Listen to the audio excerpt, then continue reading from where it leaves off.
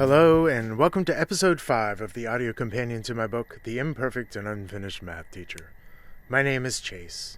I'm glad that you're here with us on this journey.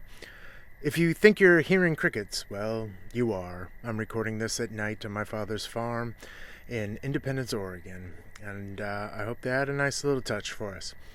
Now, for the past few episodes, we've been talking about this idea of vantage. The purpose of vantage is to gain perspective on our own thinking, to see the beliefs and actions that are currently tacit to us.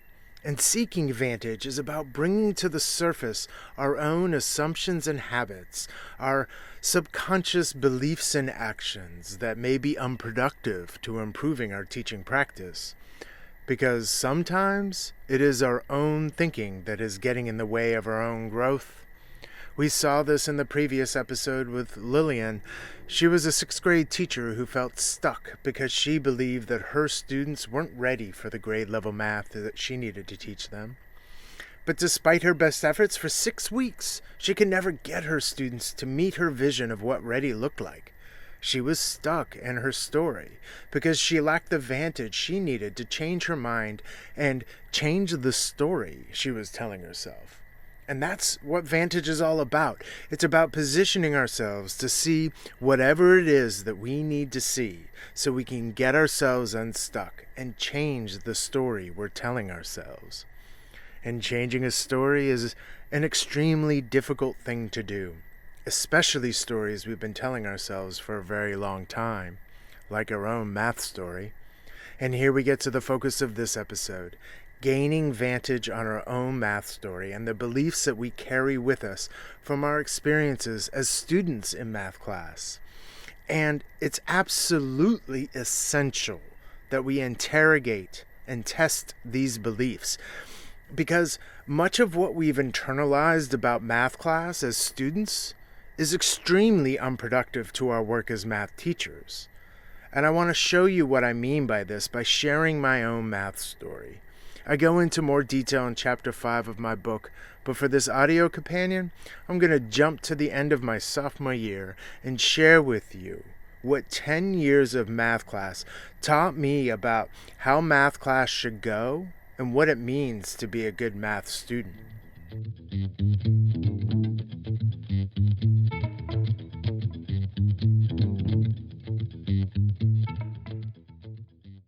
Now, the first thing that I learned about math class is that math class is best set up with rows of desks. 5 rows of 6 seems to be the favored formation. And every year I sat in my own assigned seat by myself at one of these desks. Never in these 10 years of math class do I remember ever sitting in a group or with a partner. And other than asking a classmate to see if we got the same answers, I don't have any memories of engaging in mathematical thinking with another classmate.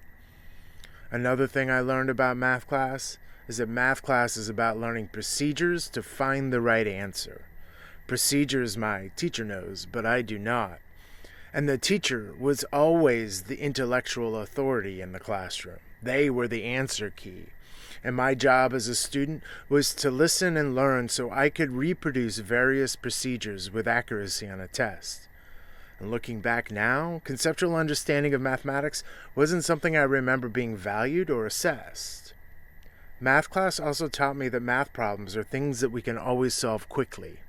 Up to that point in my student career, I had never spent more than 5 minutes on a math problem before either solving it or giving up and waiting for the teacher to show me how to do it. I also learned in math class that the purpose of math class is always to get ready for next year's math class. I completed an accelerated math program in 7th grade so I could take Algebra 1 in 8th grade so I could be ready for geometry by high school. And geometry got me ready for Algebra 2, and Algebra 2 got me into pre-calculus, and then eventually I got to the holy pinnacle of all of mathematics my senior year, calculus. And in this way, mathematics to me was always about a continuous pathway that built on itself. And you miss one link along the way, then you fall behind and risk not being ready for what's next. Over time, I realized that math class seemed to follow a certain script. We would come in, attendance is taken, homework is checked, new problems are explained. We practice problems until the end of the period, then we finish the rest for homework. This script repeats until we review for a chapter test. We take the test. A few days later, after we started another chapter in our textbook, we get our tests back with a score on it. And good students like me put the tests in our binders to study for the midterm and the final later in the year. Others would just throw them out in the trash on the way out the door.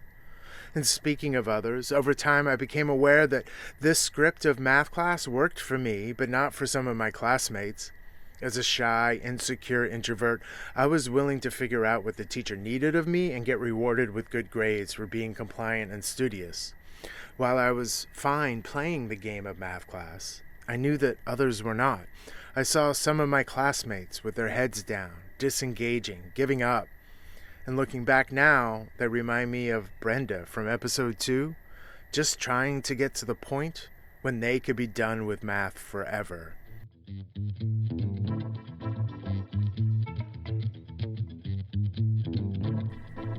At the end of 10th grade, I have been a student in more than 1,800 math lessons. And if you put all my work into one place, it would be a giant binder containing thousands of pages. All of it homework marked with checks and check pluses, notes with doodles, scored quizzes and tests, all of it containing tens of thousands of short, simple, routine math problems that someone else showed me how to do.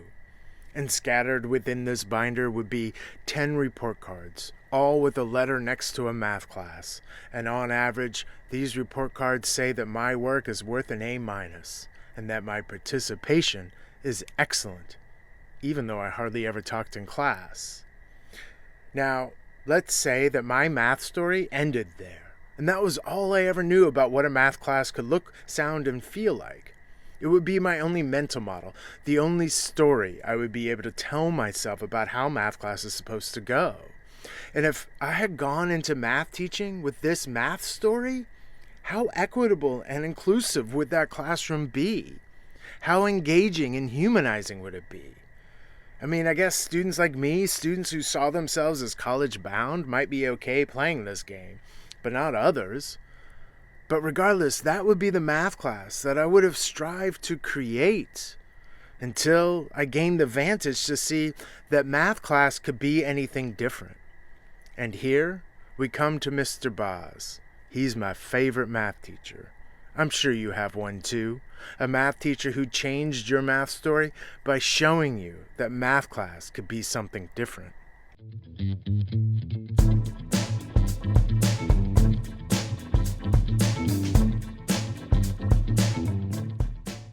Thanks to Mr. Boz, my math story took a big turn during my 11th and 12th grade years.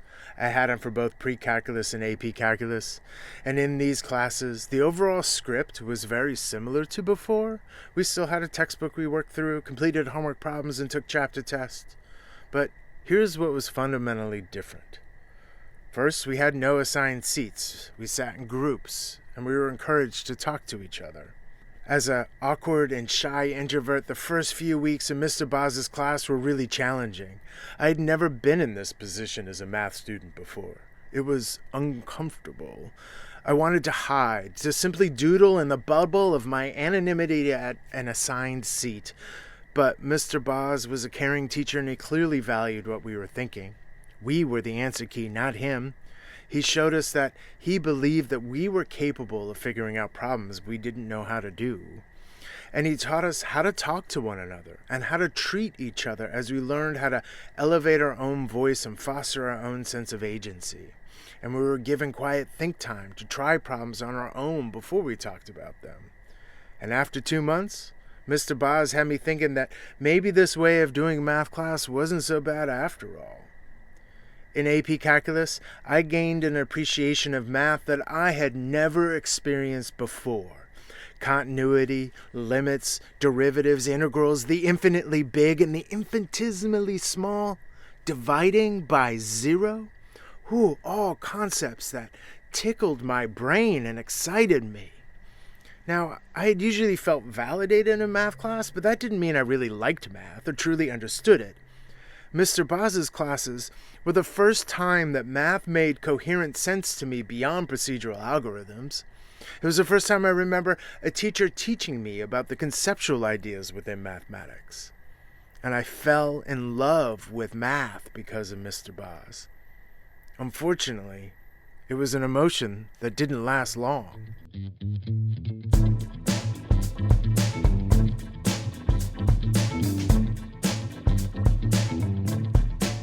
The summer before college, as I chose my courses, I signed up for a class called Calculus 3 because it was the recommended calculus course for students who received a 4 or a 5 on the AP exam in high school.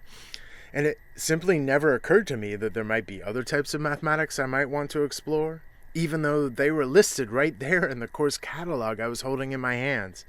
My mental model of mathematics had always been Algebra 1, Geometry, Algebra 2, Pre-Calculus, AP Calculus. Calculus 3 was the obvious choice in the linear progression of mathematics, right? Wasn't it? So, anyway, there were about 25 students at the beginning of Calculus 3.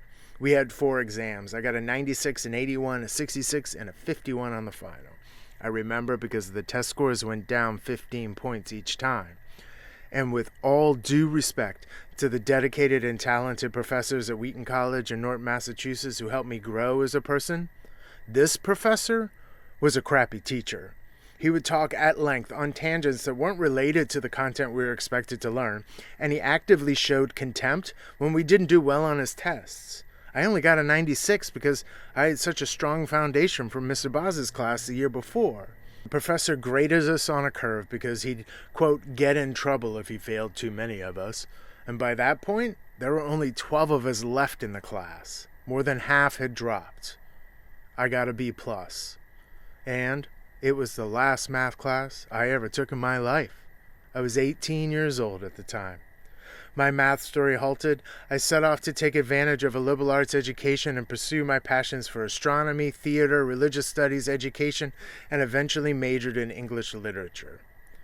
But an important thing happened during my second semester of college. I had some friends taking Calculus 1 with the same math professor. And it turns out he was a really crappy teacher in their class too. My friends were stressed, anxious. It was the first time I heard the phrase math anxiety. They needed to pass the class in order to major in the sciences, and they were failing, so I started tutoring. We'd go down in the basement of the library and find an office space with a whiteboard and work through problems together in groups, sometimes until 1 a.m. And just a few months after my math story had come to an abrupt halt, my math teaching story was born. Ironically, all as a result of the same crappy teacher. And I ended up tutoring math all through college, in part as a personal quest to undo the harm that this crappy professor was causing on the math stories of my friends, but mostly because I enjoyed the hell out of it. It was my first taste of professional flourishment. My tree had taken root.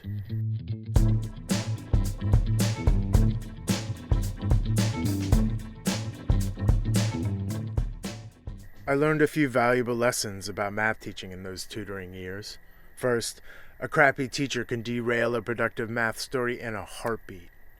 Second, crappy math teaching becomes a social justice issue when we start blaming failures on students before taking a hard look at the quality of teaching that is being offered. These lessons inspired me to minor in education, and with the help of Professor Mayer, I designed an independent study course, and we met Friday afternoons during my final semester of college to discuss Paulo Freire, Bell Hooks, and Pierre Bourdieu, and others as we looked at the issue of multiculturalism in education and how schools were used in the machinery of society to reproduce socioeconomic inequalities. And armed with all this knowledge of critical pedagogy and all the naivety of a 22-year-old college kid, I went into math teaching convinced that I would be different, that I would change the system, that I would become the math teacher that this world needs, because, after all, how hard could this job possibly be? What did I do once I started teaching in the math classroom? Well, I hope you can guess the answer by now. I resorted to the script that I knew best. Okay, students, watch me do these problems, then you do them. And we'll just keep turning pages in our textbook until we get to the end of the chapter, and then we'll have a test. And I am here to help you out. I will show you how to do it, and I'll pass you if you just try your best, okay? All was not lost, though. At least I had my students sitting in groups sharing their thoughts with one another. Thank God for Mr. Boz.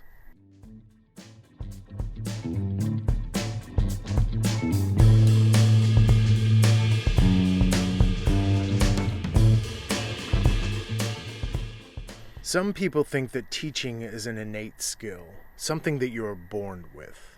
Others think that teachers learn to teach by enrolling in college teacher training programs.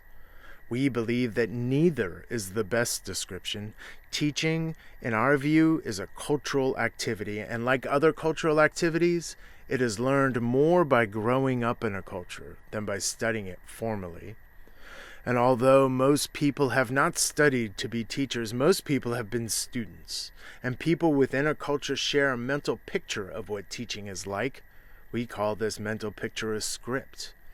Teaching is not invented full-blown, but rather evolves over long periods of time in ways that are consistent with the stable web of beliefs and assumptions that are a part of a culture.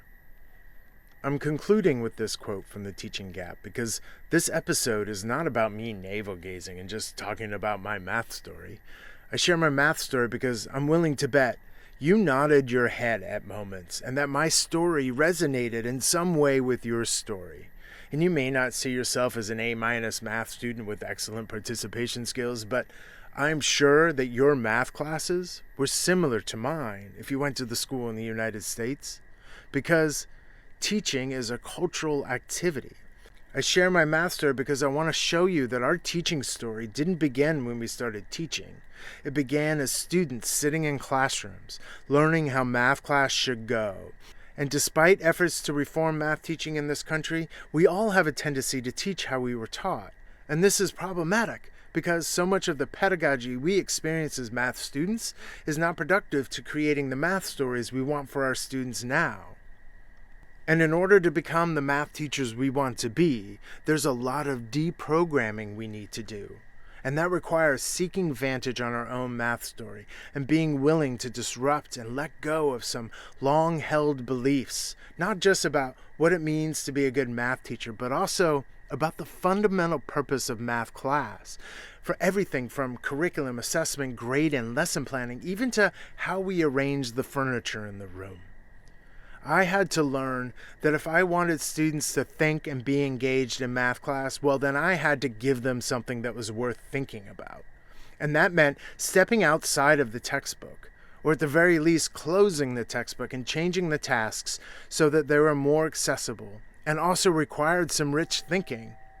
And this often meant I had to learn more math and learn the conceptual side of mathematics and understand for myself the whys behind the math and not just the steps for solving routine problems. And I learned that students are more engaged when they work standing at a whiteboard. And when they do, I can see all their thinking much more easily and manage the flow in the room. And I also had to learn that the best way to make groups was to hand out playing cards and make the groups random. It allowed me to avoid the power struggle and the usual pitfalls that come with putting students in groups. And it also, more importantly, created a sense of community, that we are all in this together as equals. And I also had to learn that I rob my students of their agency, and I seize and gobble up all the authority for myself in the room whenever I answer the student question that is as old as math class itself. Hey, Mr. O, is this right? When I tell my students that their answer is right or wrong, I'm showing them that I don't believe that they are capable, individually or collectively, of figuring it out for themselves.